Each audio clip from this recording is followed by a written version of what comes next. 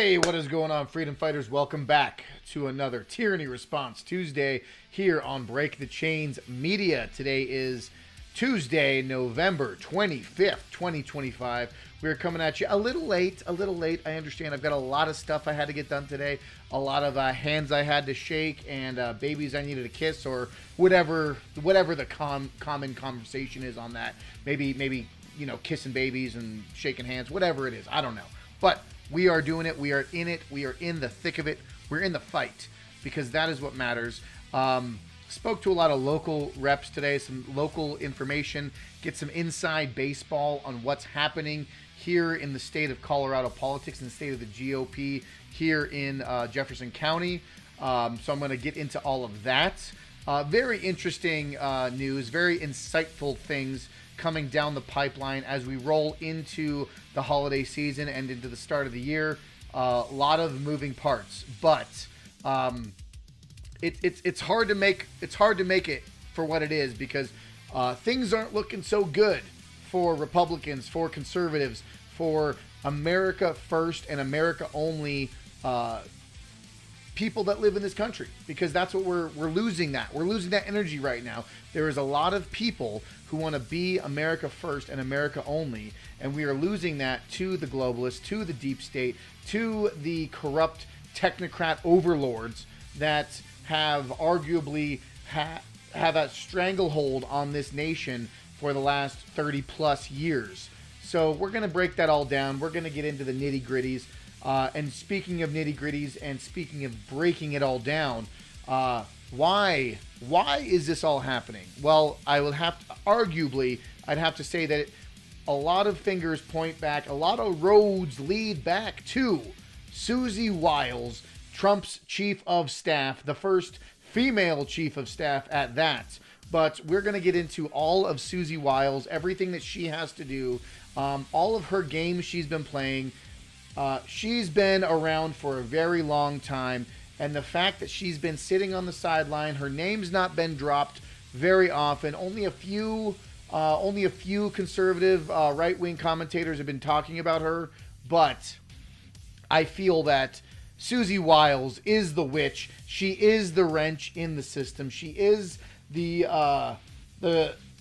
greasy, or the wheel that needs to be greased, right? Or however, get her out of there. Honestly, she's not even supposed to be part of the machine, right? She is a total deep state. She's a total chopping Trump down at his ankles. She is the one that's causing more problems than we care to realize. We keep pointing the fingers at Bondi. We keep pointing the fingers at Patel. And sure, they have plenty of faults to be owned on their own accord.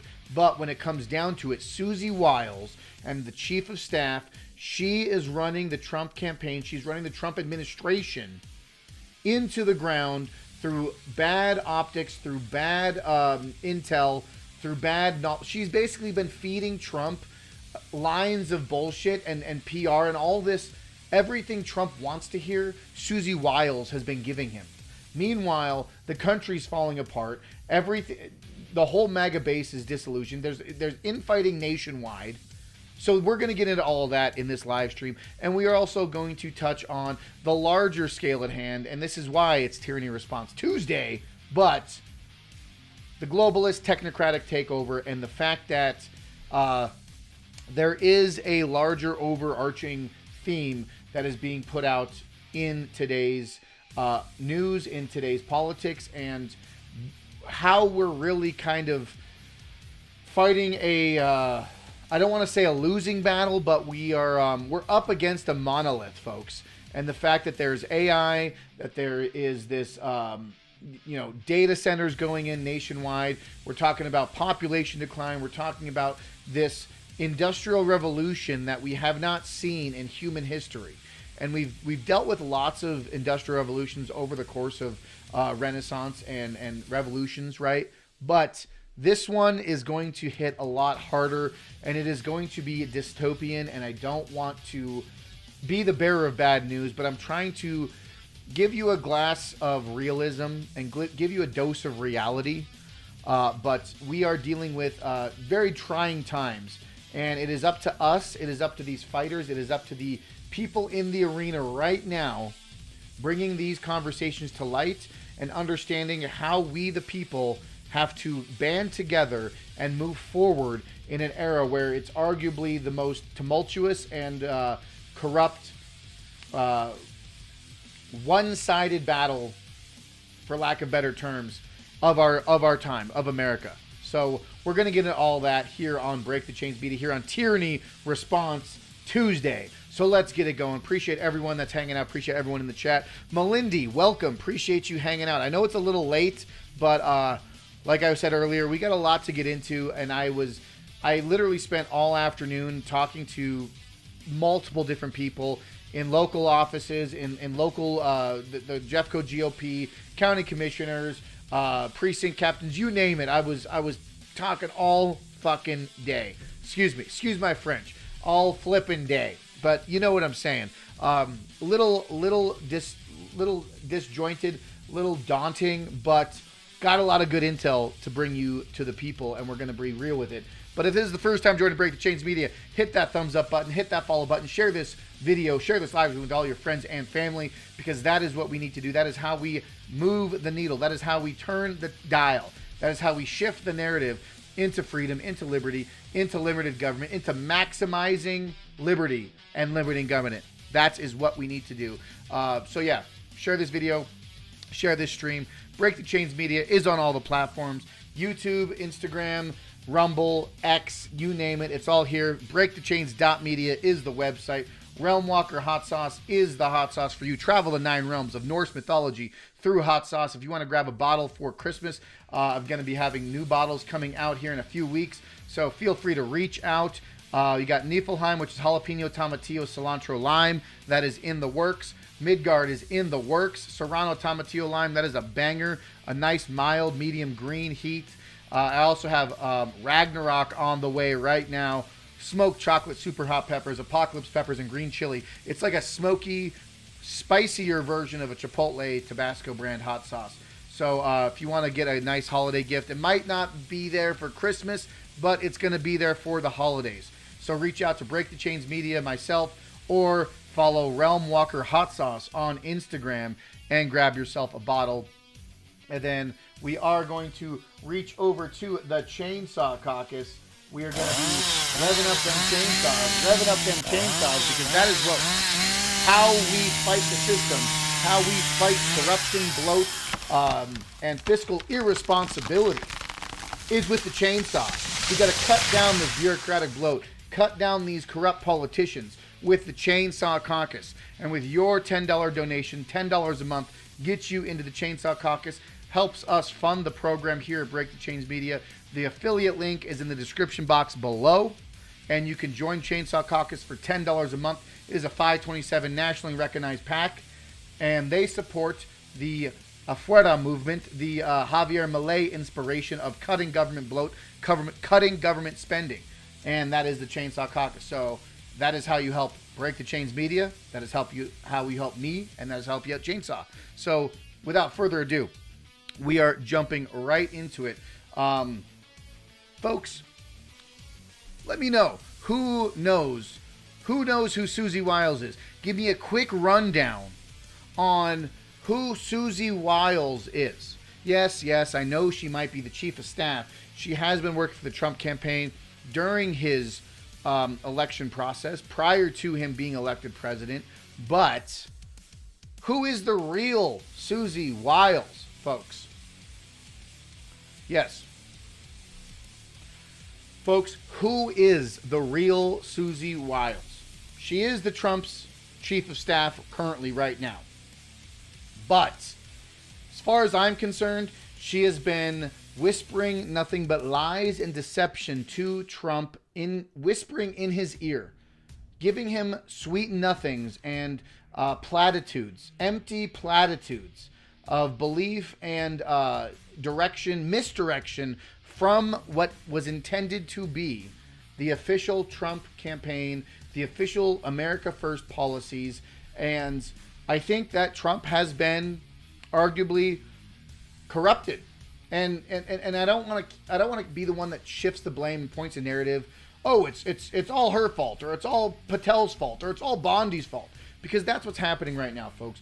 We're seeing so much Republican conservative infighting in the campaign, or in this whole America only movement, right? And we were told in the Trump campaign that these were going to X, Y, and Z were going to be instituted in his policies. Well, he hasn't been delivering, folks. I hate to break it to you. I don't know if you've been living under a rock, but Trump hasn't been doing the best. His polls have been slowly declining as far as favorability. But, with a country so divisive, it's hard to even get over 50%. But I believe that Susie Wiles is the pivotal linchpin in how Trump's administration has been faltering and has been failing, because she's basically been telling him everything he wants to hear. Meanwhile, the whole apparatus around him has been attacking him, whether it's been through the judicial branch, whether it's been through the legislative branch, the stonewalling that's gone on through Congress. I mean, you name it. And then anything he tries to do gets blockaded through activist judges, and the whole agenda America has been thrown to the wayside. So Susie Wiles is a somebody we need to look into. Excuse me. But as Robert Barnes posts on Twitter, true MAGA advocates get smart pollsters to meet up with Trump at the White House. Swampy Susie plays nice, acts supportive, and hopes rebounds. Then Susie has her pal Tony Fabrizio, famous for his fake polls, cook up some bogus numbers to get Trump to return to denial zone and rinse and repeat. And this is kind of what's going on right now. This is kind of what's happening, is Trump just really cares about the numbers. And for lack of a better term, graph go up, right? Trump sees graph go up. Therefore, I'm doing good. Numbers good, I'm good. Everything's good. But in reality, folks, there is a large voter base that is faltering on Trump's policies. Let's be honest. I mean, the H-1B visas and the over 500,000 Chinese nationals coming into the universities to bolster up and pay for these university bills. We don't want that. We're talking, and then we have a whole nother conversation about infrastructure and data centers and how are we moving forward in our economic advancements here in America. Trump talks about multiple trillions of dollars being reinvested into American markets, into American economies. Well, and I know it's gonna change over time. I know it's not gonna be a light switch and it's gonna flip overnight, but we're seeing right now, arguably a very disjointed agenda when it comes to focusing on America first. And that's what I'm trying to get at here, right? Yes, Susie Wiles is Grima Wormtongue. For all of you Lord of the Rings fans out there, you know who Grima Wormtongue is. Well, Susie Wiles is the Grima Wormtongue whispering into Donald Trump's ear to tell him everything he wants to hear and getting her end of the bargain done while she says it, right?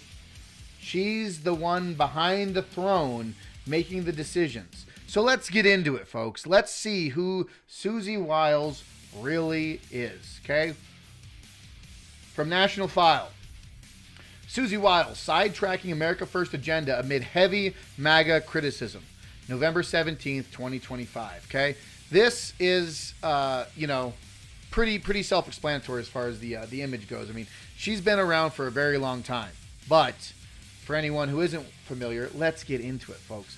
Susie Wiles, President Donald Trump's chief of staff, has landed at the center of political firestorm with growing calls for her ouster from the MAGA movement and mounting criticism over her role in steering the White House and shaping the administration's direction. Detractors argue that Wiles, known as the president's ice maiden, is obstructing America First priorities and alienating Trump's most ardent supporters during a period of rock mounted by policy stumbles and fierce internal divisions. I mean, we saw that just recently. MTG just resigned. She's going to be resigning at the start of the year because of this political infighting. Marjorie Taylor Greene was one of the most openly advocate supporters of Trump. And for her to bow out because she can't see a path forward because the system's so broken, that does not tell me any good things, right? That doesn't tell me any good things. Yeah. Yep. It's a shame, really. After a string of political missteps that included controversial comments about affordability, skilled worker visas, and Trump's response to the release of the Epstein files, frustration among movement conservatives spilled into public view. Influencers such as Ann Vardesteele took to social media urging Wiles to step aside. I mean, and then we got Ann Vardesteele posting a tweet here. We got Robert Barnes. I already talked about Robert Barnes earlier, but here he says, Robert Barnes says, "This is what happens when Swampy Susie runs your White House." So this is a scoop. Some financial industry execs have been invited to dinner at White House tomorrow night with Trump, including NASDAQ CEO Adena Friedman and JP Morgan Chase's Jamie Dimon, sources told. So what kind of America First narrative, what kind of America First movement is that when we're bringing in NASDAQ and JP Morgan and all these big banks and all this big money, right? Arguably, there might be room for conversation as far as operating within the free market. However, that's a whole nother conversation, is how free is the market, right? How free is the market in reality? Let's take a look here. Let's see what this video is, right? Republicans have to talk about it. And does that mean the H-1B visa thing will not be a big priority for your administration? Because if you want to raise wages for American workers, you can't flood the country with tens of thousands or hundreds of thousands of foreign workers. You also do have to bring in talent. We have plenty of talented people here. No, you don't. We don't have talented people here? No, you don't have certain talents, and people have to learn. You can't take people off an unemployment line and say, "I'm going to put you into a factory where we're going to make missiles," or "I'm going to put you." How did we ever do it before? Well, I'll give you an example. In Georgia, they raided because they wanted illegal immigrants. They had people from South Korea that made batteries all their lives. Making batteries are very complicated. It's not an easy thing and very dangerous. A lot of explosions, a lot of problems. They had like 500 or 600 people, early stages, to make batteries and to teach people how to do it. Are you okay? Are you okay? Well, why are you having a brain fart? You're going to need that, Laura. I mean, I know you and I disagree on this. You can't just say a country's coming in, going to invest $10 billion to build a plant, and going to take people off an unemployment line who haven't worked in 5 years, and they're going to start making missiles. Yeah, so this is his thing, right? And he's trying to shift the narrative. He's trying to do a political pivot to say, well, we can't do... let's hold the phone here. He just said that talking about H-1B visas, and then he immediately pivots to making military missiles and weapons. Why is that the conversation? That's the real secret, undertone of that conversation. It's like, why is he talking about missile manufacturing? Why is he talking about, are we scaling up for something? Are we gearing up for something that we're not quite privy to as the American public? And this ties back in with Susie Wiles' agenda, right? Because she is no different than the rhinos of the past, the neocons of the past, the military-industrial complex. She's working hand in hand with all this, and it's terrible. Let's keep moving on. Let's see what else we find. Talking about Laura Ingraham pressing her about American talent. Redacted News paints a picture of Wiles as a resolute power broker inside the West Wing. She's described as meticulously filtering information for Trump, controlling who has the president's ear, and ensuring the messages adhere to the administration's objectives, sometimes to the frustration of the grassroots activist. And this is exactly what I'm trying to bring up right now. Let's see what this is. Well, is Trump's chief of staff, Susie Wiles, ruining his presidency and, by proxy, the MAGA movement? It sure seems that way. And Trump knows it, by the way. We can't, treat him as a toddler. Maybe he doesn't know. He's not a toddler. He's the president of the United States. He's not a comatose, brain-dead Joe Biden, who clearly didn't know. He knows what's going on, and he has to know that she's ruining the entire MAGA movement and Maha by proxy. So why hasn't he fired her yet?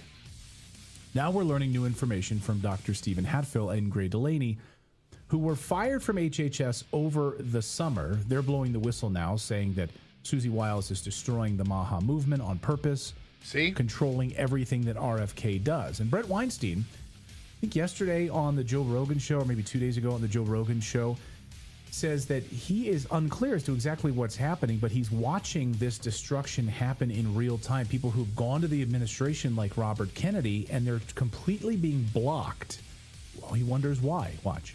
You know, I'm watching, in many cases, my friends pulled into the administration with a lot of momentum behind them, and I'm watching something seemingly prevent the promise that was there from being realized. Nefarious, right? Right. You're talking about RFK. Well, I'm talking Bigger about, than that. You know, RFK. I was just with Jay Bhattacharya.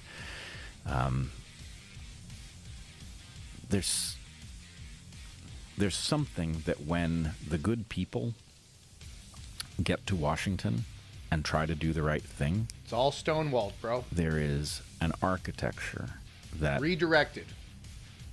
drains them, that Yep. wastes their efforts, that places roadblocks, that causes them to back their objectives way off. And I don't know what it is. You know what I know what it is Brett Weinstein talks too slow. I'm just kidding. But honestly, though, this is a 60-minute clip. This is from Redacted News. I highly recommend checking out them. Following their channel, too. This is just an embed, but Redacted News does a really great job. They are on X as well. And if you are listening to me on X, I appreciate you. And if you are also listening to me on Rumble, I appreciate you even more. You're going to get a golden chest. You're going to get a golden chest if you are listening to me on Rumble right now.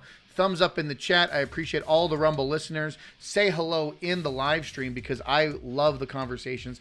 Melindy, I see you there. You are holding steady, holding strong. But yes, folks, there is a larger, more nefarious thing happening, and Susie Wiles is a key component to this on a grand scale. Okay, we're gonna keep moving. I do have another article here regarding Susie Wiles, but I bring up Susie Wiles, and I start with Susie Wiles because what's happening at the federal level with Chief of Staff Susie Wiles and the Trump administration is happening in Colorado too.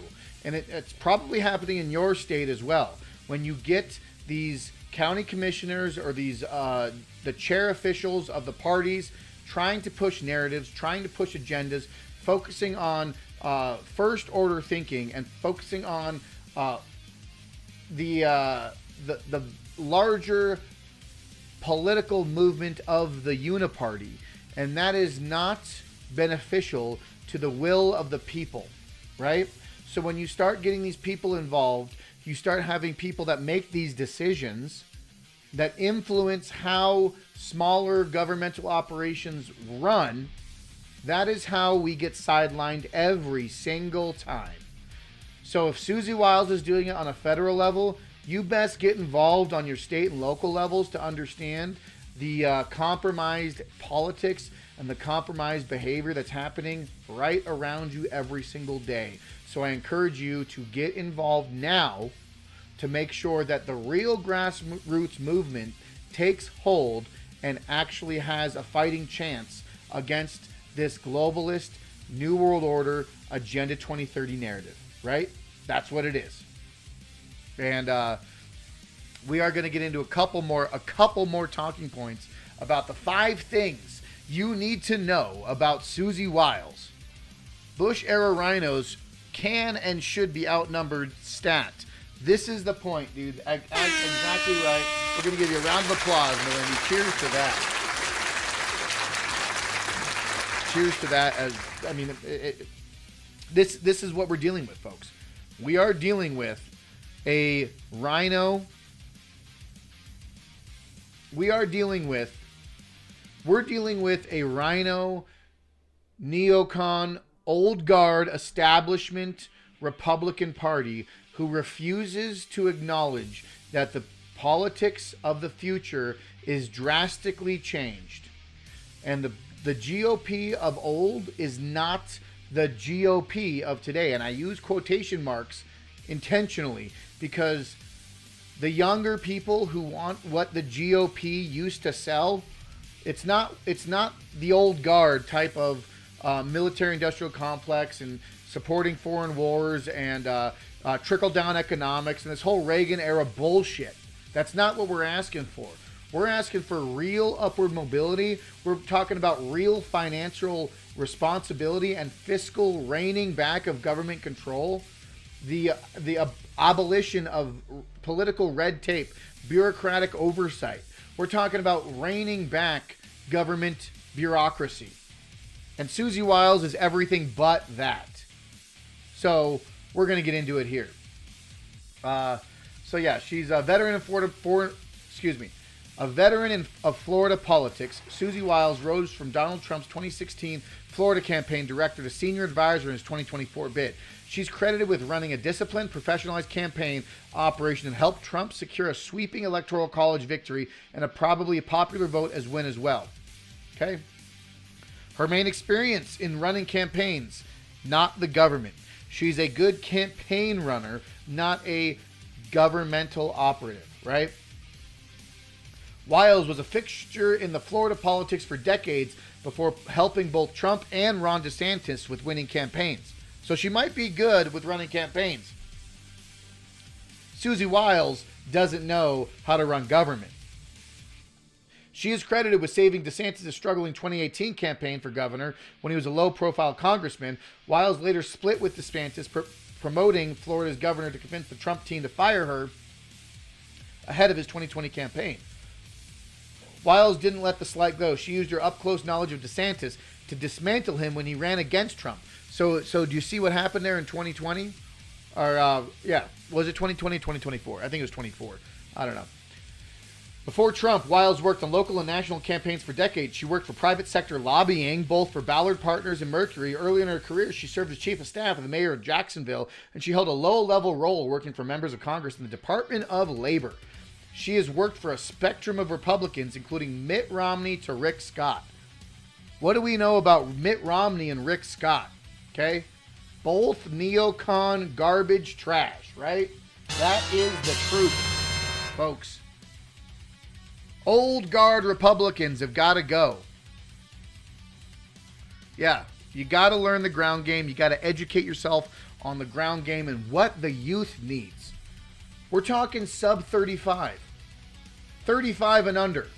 18 to 35-year-olds. What are we doing for the lower end of the voter spectrum? What are we doing for the younger voters in America? 18 to 35-year-olds. What are we doing? Let you know. What is going on, Sick of Shitty Gov? Let's go. Treasure chest for the Sick of Shitty Gov. Cheers to that, brother. Cheers to that. Appreciate you coming into the stream. No, we're ripping into Susie Wiles, chief of staff, Trump's campaign, Trump's administration. She's a neocon. She used to work for Mitt Romney and Rick Scott. In addition to working for Rep. Jack Kemp in New York, Wiles is a scheduler for former President Ronald Reagan and worked with Reagan's Labor Department. Since then, she has worked for Republicans across the ideological spectrum. And it's funny when they say ideological spectrum, because Mitt Romney and Rick Scott, oh my gosh, they're so different, right? But are they really that much different? Are they really that different? She was deputy director of operations for the vice presidential campaign for the Bush Quayle ticket in '88. This bitch is old. Holy shit. She is old. I'm sorry. Sorry for all the older folks in the chat. But if she was running for the Bush, she was working with the campaign for the Bush Quayle ticket in '88. Why the fuck is she making chief of staff executive decisions for Donald Trump in 2025? Do you see how disconnected this is? Do you see how disconnected that is, right? I complain at the lower end of the voter spectrum. I'm also cool as fuck and they want to act like me. Yeah, dude, that's it. We are the zeitgeist, right? These younger folks, these spicy ass young America first, America only people, We are the zeitgeist. We are the conversation. We are the future of America, so long as we hold on to it, so long as we don't lose sight of what our goals are, right? As long as we stay true to our values and hold down to real conservative principles, that is when we have victories, right? We do not capitulate. We do not acquiesce. We do not hold to a higher power. And hold on, I'll take that back. It's not we hold to a higher. We are not subservient to a higher power, i.e., meaning foreign lobbyists and foreign interest, right? Sick of shitty gov. Can I tell you something? Real quick since you're in the chat? I'm speaking directly to you, my friend. So, pre-COVID, I'm gonna tell you a story. I'm gonna tell you a little story, okay? I'm gonna change the scene. We're gonna hang out here for a sec. Before we go to the next topic, because I want to move to the next topic. But before we do, I gotta prompt it, right? So, where is it at? We'll touch on that. Okay, so. Sick of shitty gov, man. Tell you right now. I was an anarchist prior to COVID. Essentially, for lack of better terms, I was an ANCAP, destroy the government. The government's failed us.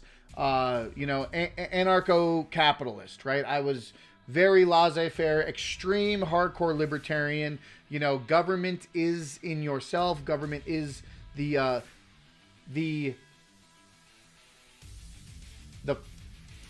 most distilled version of government is within yourself. You are the highest form of government. That is the self. That is the individual. You have the highest, utmost authority of your life. So I said, fuck the system. Fuck the government. Why should I contribute? Why should I be a part of this, right? And that's what my MO was from 9/11, arguably until COVID, okay? Well, then COVID knocked on all of our doors, okay? COVID said hello, and we spent 15 months, arguably 2 years, in a government, medical, tyrannical, dystopian hellscape. We weren't sure what was going to happen the next day we woke up, right? Thank God they didn't go full total communist China and weld our doors shut. But COVID woke me up to understand that, hey, I've got to do something in my local government. And if I don't do something here and now in the area that I live in and understand the local politic that governs me and my immediate life and how my childs are raised in schools and in public settings, if I'm not being the one in the arena, in the conversation, we're subservient, we're beholden to the powers that be that legislate tyrannically, whatever, at the whims of their own, right? That's what woke me up to understand that we have to be active in the arena. We have to be the ones who fundamentally make the change, tip the scales, and move the needle into liberty, into freedom, into what it means to be limited government and maximum liberty. That is the goal. And that's what I'm trying to achieve here. So every live stream I do and every conversation I bring out, I try to incentivize and to drive forward that energy that brings us to a better future and a better world. Well, with that being said, Susie Wiles is someone who has been deep neocon, deep globalist establishment for a very long time. She has been whispering in the ears of Trump and other politicians for far too fucking long. Okay? She turned the Trump dysfunctional political universe into something organized. Okay? She's a long-time lobbyist. Do you think that a long-time lobbyist has American first values at heart? Do you think Susie Wiles, the long-time lobbyist, has the best interest for the American public? I beg to differ. She lobbied for the tobacco company Swisher International while running the Trump campaign. Interesting. Wiles is also a leader of lobbying against Mercury, whose clients include SpaceX, AT&T, and the Embassy of Qatar. Although Wiles is not registered to lobby for any of these clients, but she somehow did anyways, right? Wiles, who has been Trump's most recent campaign since 2022, lobbied Congress on the FDA regulations. Oh, you don't say. Fighting against the MAHA movement, fighting against RFK Jr.'s movement, okay? Lobbied Congress on FDA regulations between 2023 and the beginning of 24. Mercury was paid $120,000 for its work for Swisher during that time, according to public disclosures. Mercury ended its relationship with Swisher earlier this year. Oh, but there's no conflict of interest, right? There's no whispering in the ear as we saw earlier. No. In a statement, Mercury CEO Kieran Mahoney congratulated Wiles on her selection, saying, "This is great news for the country. Susie has been a valued colleague. We're all proud of her and wish her the best. She is the daughter of legendary sportscaster Pat Summerall." We all know who Pat Summerall is, right? I don't know. I think I do actually vaguely. The name does ring a bell, I'm not going to lie. But yeah, so point being is that this whole thing, this whole agenda, what's happening with Susie Wiles, 5 things you need to know about Susie Wiles. What we need to know about Susie Wiles is that Susie Wiles is whispering in Trump's ear, and she is not America first. She is focusing on foreign interests. She's focusing on corporate interest. She's focusing on making sure that her prior associates and her associate clients and who she used to lobby for and all these people who she's worked for decades, make sure that they get a piece of the pie when it comes down to it. And she's been whispering in Trump's ear the entire time. Right? That's the truth. That is the truth. Appreciate everyone in the chat. What is up? What is up, Sherry? It's all good. Thank you for hanging out. Thank you for being a part of the stream. But yeah, we're gonna kind of shift gears here. We are moving at. Yeah, we're doing all right. We're crushing it. We're having a good old time. But I had a couple posts I wanted to bring up here because, and this kind of goes with it because we're gonna shift into quickly because I know it's kind of old news, but it's it's still there. It's still bouncing around. But this was breaking earlier yesterday morning. Breaking that let's see here. Yeah. Oh yeah. We're gonna make this a little bit bigger. Like a little bit bigger. The Trump Wow. I stammer. The Trump DOJ has just filed with the Supreme Court to strike down state laws banning the public carry of firearms. California, New York, Hawaii, Maryland, New Jersey, and other states have laws which would be impacted by this, including Colorado, mind you, because there are many areas in Colorado, many jurisdictions in Colorado that do not allow for carrying of firearms, okay? And I said this. I'm not holding my breath. I am not holding my breath anymore. Folks, I'm not holding my breath anymore. Unless this is specifically reaffirming constitutional carry nationwide, it's just more pandering to the base, and it doesn't have any real teeth. This is par for the course for the current Pam Bondi DOJ administration. Unless things actually get done, unless I actually see a sweeping gun, unless, let me phrase it right. Unless I see a sweeping Second Amendment absolutist perspective on unconstitutional gun laws in this country, this is just more pandering to the conservative base, to the pro 2A base. So this article sounds good, but unless I start seeing some real federal level crackdown on unconstitutional gun laws, SB 3 that just passed in Colorado last year is going to be the most restrictive gun law in Colorado and arguably the country. Unless the federal government, unless the DOJ starts really clamping down on unconstitutional gun laws and reaffirming the Second Amendment, this move right now by the Trump DOJ is just political pandering to the right-wing conservatives who are none the wiser, right? So what's it going to be, folks? Hold the feet to the fire. Let's make it happen, because if it's more just political talking, political pandering, I'm done with it. I am. I really am. And it's just sad. This is how we have to report on news that should be good news, but because in the political climate that we're in, we're kind of dealing with some tough shit right now, right? Tough shit. I kind of made a double entendre on that, but Adam, to be fair, Adam Schiff kind of really hasn't been in the picture lately. Folks, if you like this kind of live stream, hit that thumbs up button, hit that share button, join Break the Chains Media, join the movement. I could get into this whole Cartel de los Sols, but I'll go on a whole fucking 20-minute tangent. I got a plan, I got a timeline, I got to keep this moving, but because I did talk about some election rigging stuff.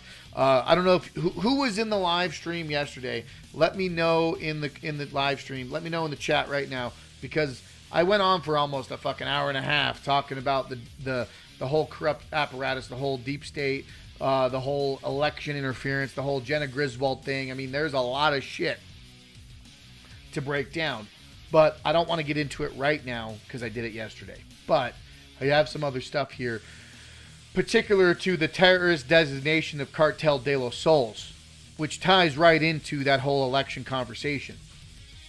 They've got boats. They've got boats on the edge of Venezuela right now, ready to drop trout and just fucking go to town on Venezuela. And for anyone who's not aware, there's a lot of shit popping off in Venezuela, and it's not just drug boats, right? Hey, I know you were. Thank you, Sherry. Thank you so much. Appreciate you. Yeah, and thank you for being here again today. But I do want to shift gears because I had this to show you. Okay. This. Very quickly, because I didn't bring it up in the Susie Wiles thing. But very quickly, this here is a flow chart of Trump's White House Chief of Staff, Susie Wiles, and her connections to the amount of people in which she's lobbied for and worked for. Okay? Very simple to explain visual representation of the network in which Susie Wiles operates. So, do you understand why I'm having such a hard time believing that Susie Wiles is actually America First when she is intimately tied with these other groups? The Biden-Harris, she is 2 steps away from the Biden-Harris regime, from the Democrats. They all work together, folks. This is what we're witnessing right now. So you see this flow chart. Trump is over here on the right. Then you got Susie Wiles right next to Trump, directly connected to Mercury Public Affairs, which has that whole showering rainbow of companies that work within Mercury. Pfizer, Novavax, Johnson & Johnson, Monsanto, Gilead. Oh my gosh. Big Pharma. Tell me about a big pharma lobbyist. And then you question why Trump is so gung-ho on the whole COVID vax. You understand? Do you understand this double-edged angle that we're looking at right now? Ameripac. Mercury works with Ameripac, and so does the Democrat Party. Okay? And then Susie Wiles works for Ballard Partners, which works for Nanobiism, that works for the different governmental agencies, Google, Bill Gates,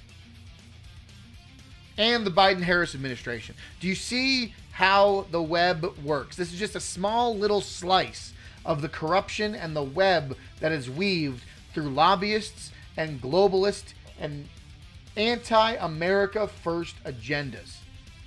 How is Susie Wiles, the chief of staff, working with Donald Trump, going to ever produce American first results? I said my piece. All right. Next thing I wanted to show you was this. Okay? Raise your hand in the chat. Do y'all remember January 6th? Do y'all remember January 6th? Where were you? Where were you in January 6th? Where were you when the darkest day in American history ever took place? Where were you? Do you remember? I remember. Hopefully I'm not too loud. I've been yelling here. Let me knock that down just a little bit. Let me bounce that level around a little bit. Hopefully that's a little bit more favorable. So this is a photo taken from inside Congress on January 6th when the insurrectionists charged and stormed the Capitol in a violent overthrow of American democracy. Right?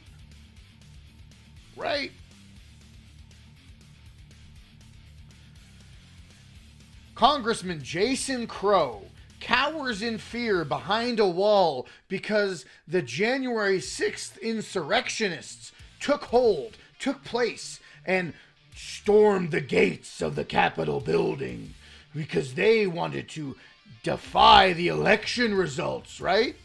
This is his very heroic pose.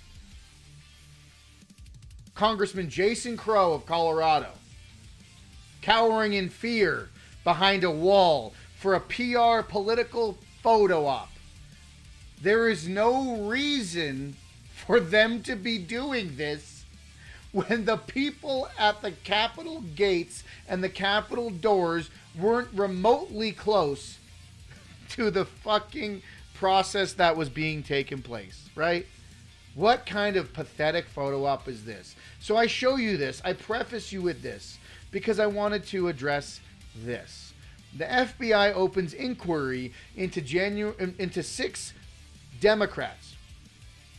FBI opens inquiry into 6 Democrats appearing in video that surged defying illegal orders, lawmakers say. Okay? And I'm sure you've all seen the video, but you had many different people on this. You had, who was it? You had Mark Kelly. You had, what the fuck's her name? Lisa Murkowski. You had so many different people calling for, you had so many Democrats calling for refusal of illegal orders in viral videos. So let's take a look. Because just in case you haven't seen it yet. I'm Senator Alyssa Slotkin. Senator Mark Kelly. Representative Chris DeLuzio. Congresswoman Maggie Goodlander. Representative Chrissy Houlihan. Congressman Jason Crow. I was a captain in the United States Navy. Former CIA officer. Former Navy. Former paratrooper and Army Ranger. Former Bitch. intelligence officer. Former Air Force. We want to speak directly to You're a members of bitch. the military And the intelligence community. who take risks each day. Keep Americans safe. We know you are under enormous stress. Okay. and pressure right now. So I'm gonna cut it right there because I refuse to play propaganda for you folks. I refuse to play Democrat propaganda. And you have to understand that this is 100% extremist authoritarian propaganda. When they repeat themselves, especially when it comes down to cutting and editing, when it comes to cutting and editing certain videos and messaging, this is how propaganda operates. I went to film school and I have this whole degree on persuasive editing and power cuts and dynamic, how do you propel a message forward through video, right? I went to film school for this kind of shit. But this is 100% textbook political propaganda. And And I think it was Elisa Slotkin. Was it Elisa Slotkin even was in an interview earlier the next day saying that Trump never actually what did she say? Americans trust their military. Stop. Trump has yet to enact an illegal order. There has not been an illegal order or an unconstitutional order. She said it herself. There's been legal workarounds. There's been legal workarounds as to Trump is how he's getting done with all of this. And I just want to make it clear that this is entirely a Democrat propaganda push to divide and foment our country further down this arguable proverbial rabbit hole into what the globalists would like to see, a balkanization of the United States. They would like to see the United States be destroyed from within. And the only way they can do that is to foment this kind of narrative against the Trump administration, right? So, FBI opens inquiry into 6 Democrats appearing in video that urge defying illegal orders, lawmakers say. This was posted today. The FBI has opened an inquiry into 6 Democrat members of Congress whom President Trump accused of, quote, seditious behavior, according to several lawmakers. A group appeared in the video last week calling on service members and members of the intelligence community to refuse illegal orders. In a statement Tuesday, 4 House members said the FBI contacted the House and Senate Sergeant-at-Arms to arrange interviews with the lawmakers. Senator Elissa Slotkin of Michigan said Tuesday the FBI Counterterrorism Division notified the lawmakers on Monday night that they are opening what appears to be an inquiry against the 6 of us. Yes, because you are literally inciting a defiance to the commander-in-chief, right? You are openly calling for the defying of lawful orders by the commander-in-chief. The group of lawmakers included Slotkin, Senator Mark Kelly of Arizona, Representative Jason Crow of Colorado, Chris DeLuzio of Pennsylvania, Maggie Goodlander of New Hampshire, and Chris Houlihan of Pennsylvania. Bunch of ragtag freedom fighters. You know what I mean? These people are just up and at it. They want to do the best for America, right? So no amount of intimidation or harassment will ever stop us from doing our jobs and honoring our Constitution, they said. On Monday, the Pentagon said it's conducting a review of misconduct allegations against Kelly, a former U.S. Navy captain, to determine whether he should be recalled to active duty or face court-martial proceedings over his involvement in the video. Defense Secretary Pete Hegseth asked the Secretary of Navy to complete a review of Kelly's conduct by December 10th. At least 2 Republican senators have defended Kelly in the wake of the military review. To accuse him and other lawmakers of treason and sedition is rightfully pointing out that service members can refuse illegal orders is reckless and flat out wrong. No, see, this is where it comes down to, folks. This is Murkowski. Lisa Murkowski's a piece of trash. See, when I read that, I thought Lisa Murkowski was actually in the video because she is such a highest level of trash. She is no different than a Democrat. She's a Republican in name only, right? She literally is. She's one of the worst. She's out of Alaska, but she's basically saying, "Oh yeah, you can defy illegal orders." No shit. That we're not questioning that. But what we're saying is, what the people are saying are, let me pull this up here. Let me bring this back up. What's happening is Trump's calling these elected officials seditious and traitorous behavior, right? That's what he's saying. Okay, well, when there hasn't been an unlawful or illegal order administered by the Trump administration and directed by the Trump administration, when Trump hasn't actually enacted any illegal orders against the Constitution, these people sound like fucking crazy people. Okay? So Trump's saying, well, yeah, when you're calling to defy unlawful orders, when none of the orders are unlawful, that's asking for our military and armed service member to question their directives. That's calling into question the people that are supposed to defend and stand for our country. So sure, I think the Pentagon should rightfully investigate them. Will anything come out of it? No, probably not. Probably not. But, you know, bunch of fucking fools. Honestly, bunch of fucking fools. But I wanted to. How are we looking on time here? We're almost there. We're cooking. We're not doing that bad though. We're not doing that bad. Got a couple more things to jump into. I did want to touch on very quickly a local issue because it kind of ties it all in, and then I'm going to send it home with the big dessert, with the big spill, with the big deal, because I got a big deal and I think it's important, but I think it all kind of brings this live stream together. But excuse me, Gandalf, what do you got to say to that? You know. You shall not pass. Thank you, Gandalf. Thank you, I appreciate you. Yes. Honestly, you're right, Melindy. We should thank these people for civics lessons because this is not how law and civics work. It's not questioning the fact that you can defy illegal orders, but there hasn't been an illegal order given. So you all better just shut the fuck up, right? I mean, really. So bringing it back home really quick, bringing it back to local Colorado issues.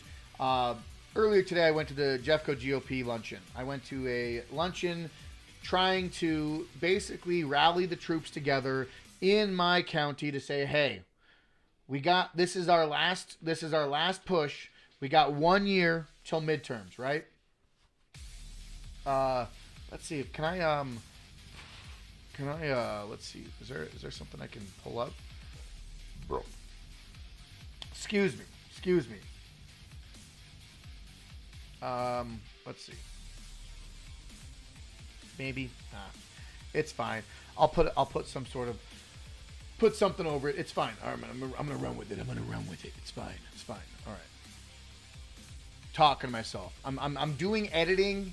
I'm doing editing, production, and in-person media personality all in real time, all at once. You see me wearing multiple hats. I pull them off and on all the time. All right. So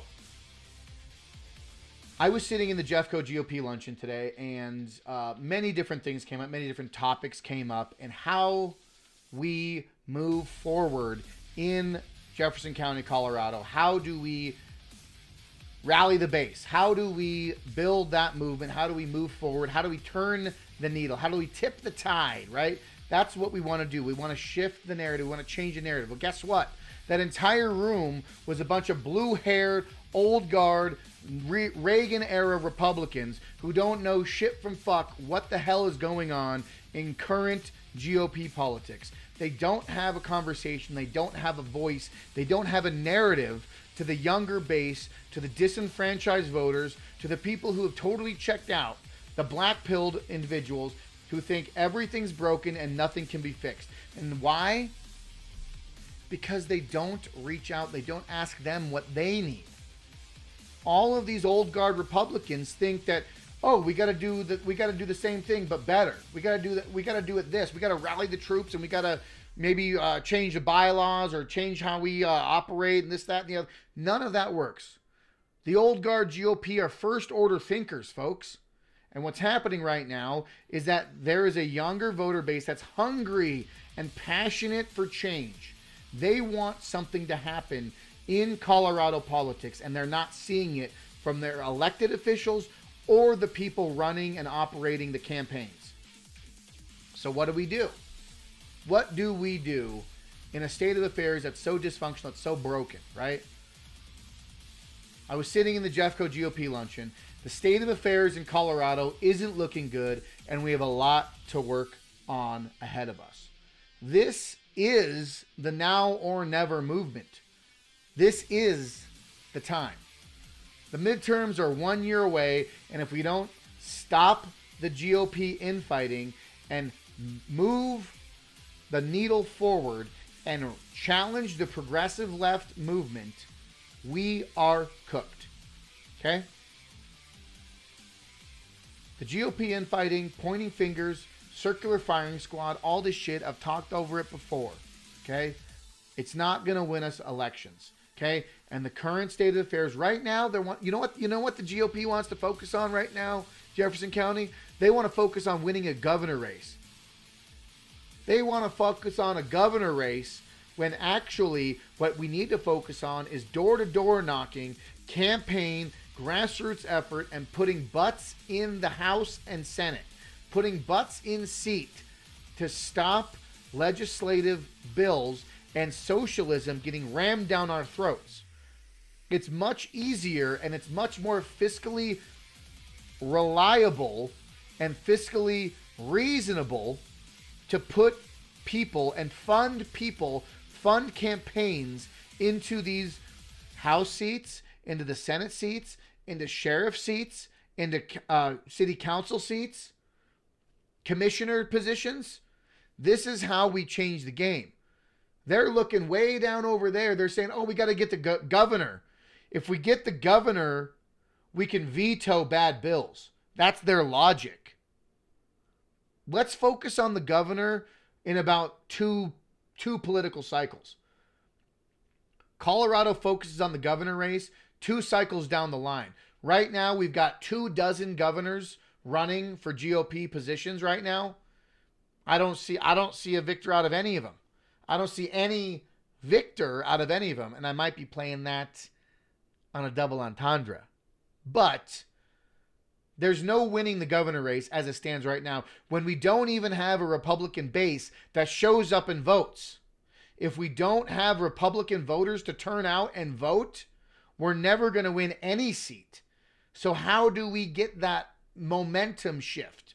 We door knock. We campaign on good ideas. We campaign on reasonable upward mobility that focuses on the youth, that tells them that we want you to own a house. We want you to raise a family. We want the government to stop siphoning off money and taxes and fees and fines against you here in Colorado.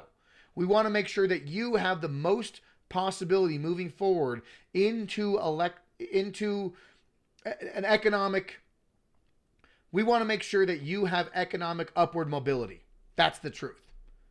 And we're stuck here trying to pick and choose. And the GOP is doing the same kind of thing that Susie Wiles is doing on the grand scale. That's kind of the point I was trying to make, is that the Jeffco GOP is kind of coalescing their rhino-esque old school mentality, their old guard mentality into how we operate things, and that's not the ticket forward. The Jeffco GOP and other statewide GOPs are not focusing on what matters most, bringing voters back into the voter pool, bringing voters back in and make them excited about changing the political landscape of the country. That's really it.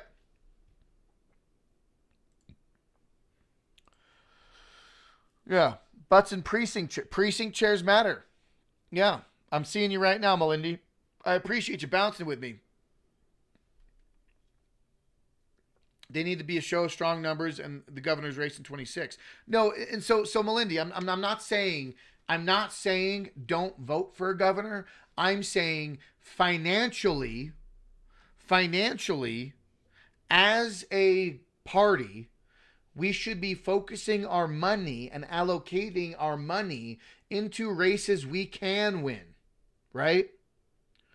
The GOP candidate got over 40% in 22 in Oregon. The Dems are beside themselves. This was even a third party drew numbers also.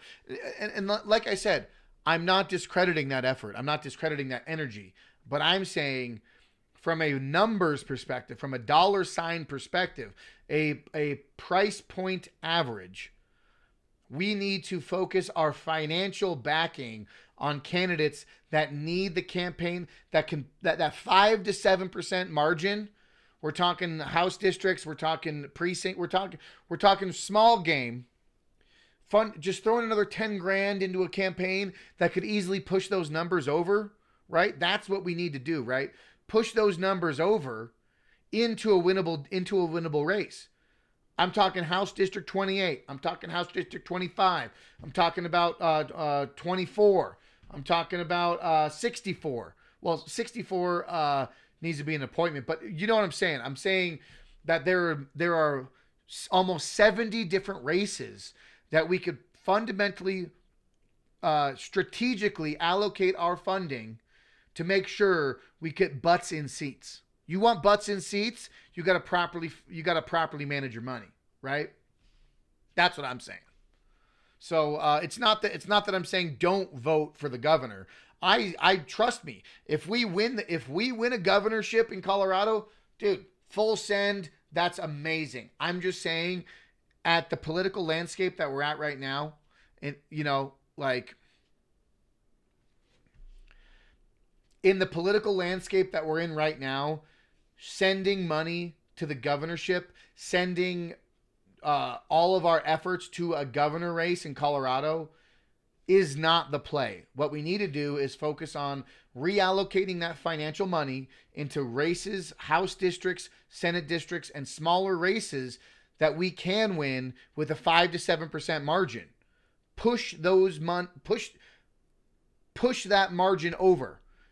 Flip those seats by sending a couple $5,000-$10,000 into these smaller campaigns, and we're still going to show up to vote for the governorship. And if we win the governorship, that would be fantastic. I'm just saying that the immediate goal is getting butts in the House, getting butts in the Senate. Then we can focus on the governor. And the GOP in Colorado has got it flipped, and they think that to get a governorship is more important than getting House stuff. Yeah, exactly. But yeah, I do want to. I'm rounding out this. We're gonna tie all this energy together into one. Exactly, Melindy, you're hitting the nail right on the head. Cheers to you. You get the treasure,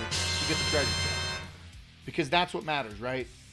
Building momentum, and if you don't build momentum, and if you don't build that drive, that fuels the passion, that fuels that fire into that political arena. If you don't see smaller victories, how do we ever expect to win the governorship? Right? That's what I'm at. But let's round this out with fantastic, right? Fantastic meme. Fantastic. Take as much time as you need before we dive into the last segment of this live stream. Appreciate everyone in the chat.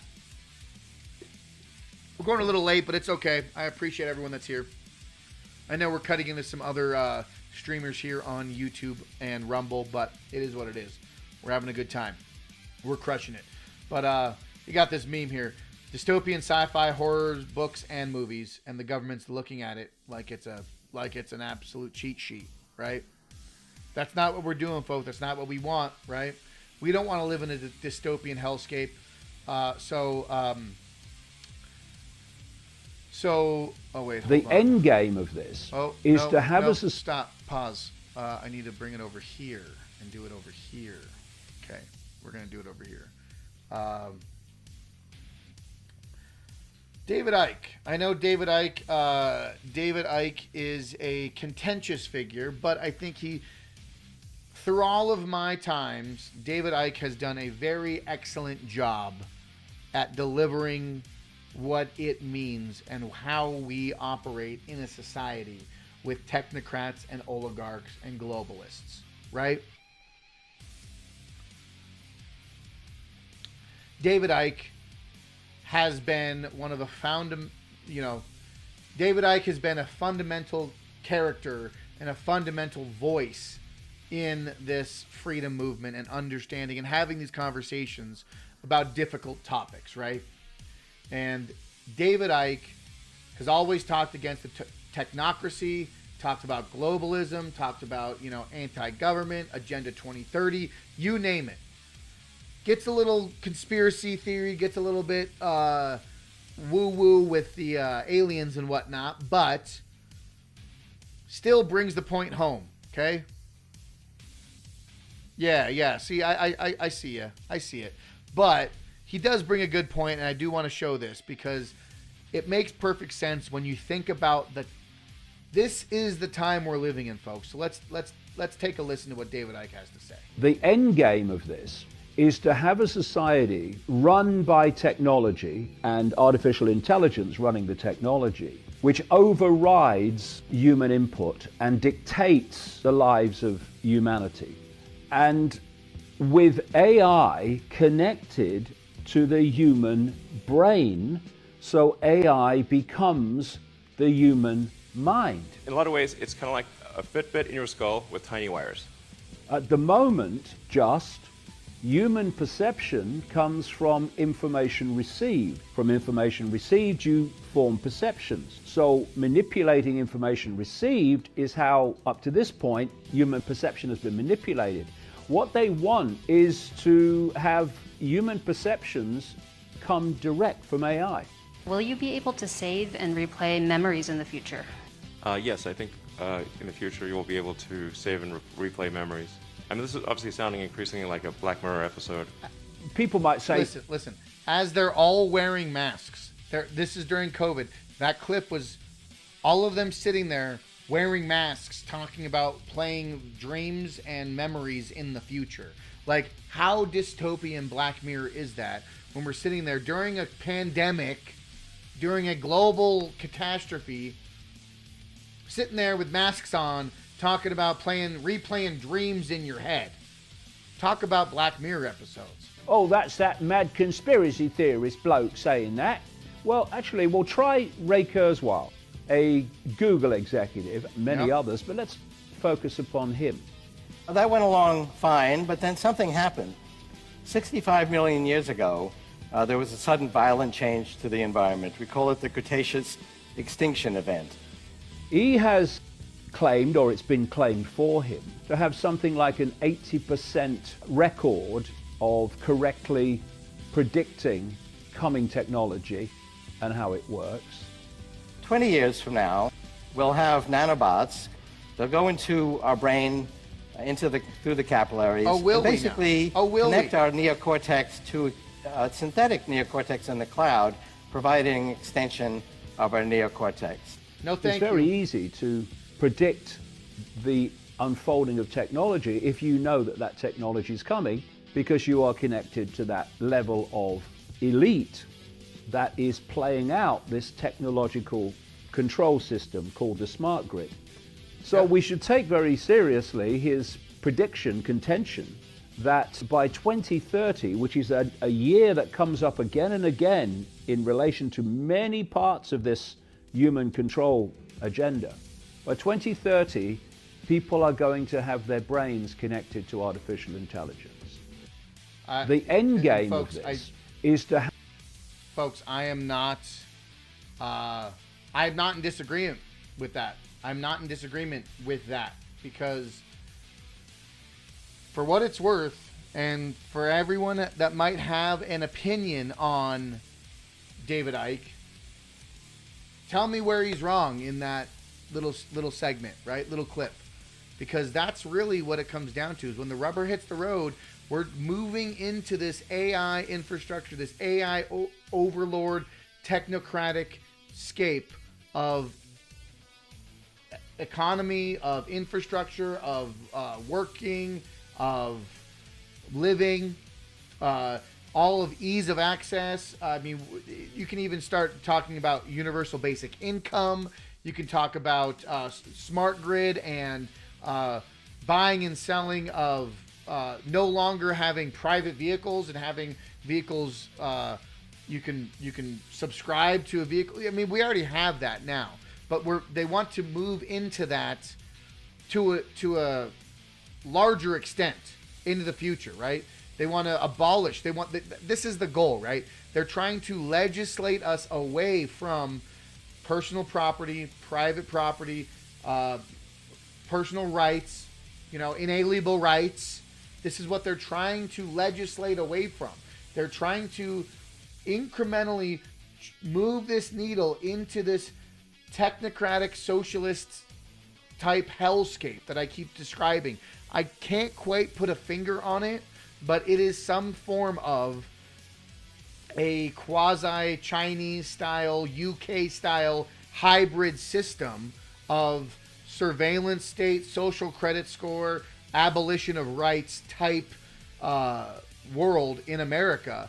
And the way they are going to do that is they're going to institute some sort of calamity. We're already seeing the foundation, the inner workings of this happening right now between the Republican Party, the infighting happening in the Republican Party, what it means to be Republican, what it means to be conservative, America first or globalist first, America first or neocon first, right? And then we also see that happening on the left with socialism. Socialism is the answer. Socialism is the solution. More government control, more government legislation is going to get us out of this quote-unquote failed capitalist, this post-capitalist society. And that's the kind of energy that we're going to need to fight against when it comes down to brass tacks, right? When it comes down to it, an authoritarian, technocratic government control grid is not the solution. And we see two parties fighting for that control right now. We see a socialist, Marxist-style left wing trying to muscle the government into social control through subsidies, through government regulation of all these various social infrastructures and social nets. And then on the other side, we see a right-wing party, aspects of the right-wing party that wants heavy-handed crackdown and heavy-handed government regulation and control on immigration, on border control, on job growth, on market. Like I don't want regulation on any of these things. The more regulation, the more problems. More government, more problems. We have to rein back government. We have to rein back spending. We have to open the markets. And this is what it really comes down to, is so many people think that right now today we have capitalism. That they all point the finger and say we're living in a capitalist society. Well, I'll argue with you this. We don't live in a capitalist society right now. We live in a corporatist, quasi-capitalist society where, yes, there are capitalist aspects, but a lot of our institutions, a lot of our economic process, a lot of our infrastructure is kind of based in this corporatist, hegemonic monopoly system of control of large companies, large money, big banks moving around, all of this, bailouts, you name it, Federal Reserve, all these things.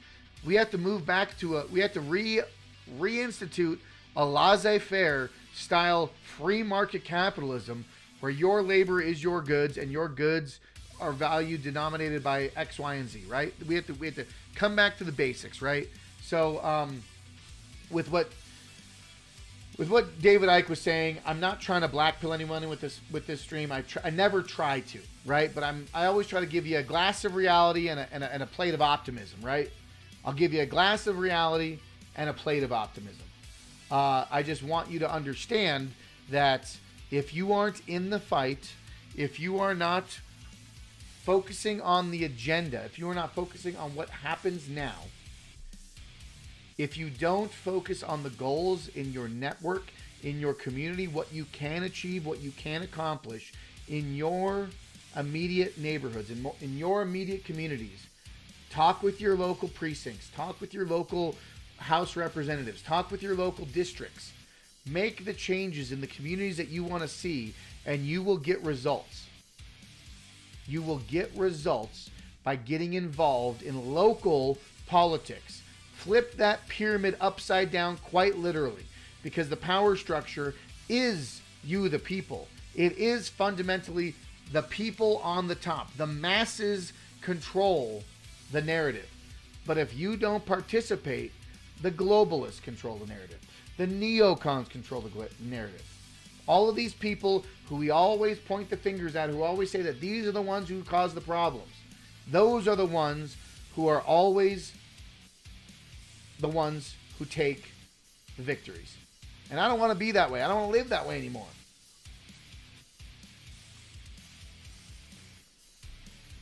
One thing to get up to speed on is how to get realistic realistic items on the agenda, city and county. Yeah, exactly. That's a big thing, man. If you and accomplishable goals, right? Like what Melindy was saying in the chat. Appreciate you. Accomplishable goals. What can we accomplish? We look at our budget. We look at what needs to be done. We look at what has been done. We look at what we failed to do. How do we reallocate? How do we rework the system to work for us, right? That's what it really comes down to, folks. But we are wrapping up this live stream right now. I appreciate everyone in the chat who's been following me. If you haven't yet, hit that subscribe button, hit that thumbs up button, share this stream, be a part of the movement, be a part of the chain gang, be a part of getting active in your communities, because that's what we need to do. We have to be awake and available and prepared, because we only got a few years. We only have a few years to really work this out together. And if we don't work it out together, if we don't make that change together, if we don't get involved and move the needle on a local level, nothing on the federal level really matters. We can change the federal shit if we start with grassroots movements here and now, in the moment. And I encourage you to do that. But without further ado, we are going to be rating the legend, the total political arbiter of truth, Drew Hernandez. Drew Hernandez is a great guy. He's been on the Alex Jones show. He's done investigative journalism. He's done on-the-ground journalism, kind of a firebrand like me, a little bit more wild and uncut. But I do appreciate everyone in the Break the Chains Media channel, at the Break the Chains Media chat. And look forward to the stream. Look forward to short videos on YouTube and Rumble and on Instagram of clips of these longer live streams that you can actually share with your friends and family that are actually more concise and to the point, because I always ramble on all the time. But if you haven't yet, make sure you check out Chainsaw Caucus. Make sure you join the Chainsaw Caucus. Check out their link in the description below. The tiny URL gets you the affiliate link, and you can donate $10 a month to Chainsaw Caucus. You can check out Realm Walker Hot Sauce on Instagram for a hot sauce bottle for Christmas. I make them here, handmade, homegrown hot sauces. Travel the 9 realms of Norse mythology through hot sauce. But folks, without further ado, I appreciate everyone in the chat, in the channel, and I appreciate you. I love you, and as always, fight for freedom and never give up. We'll see you tomorrow on Break the Chains Media.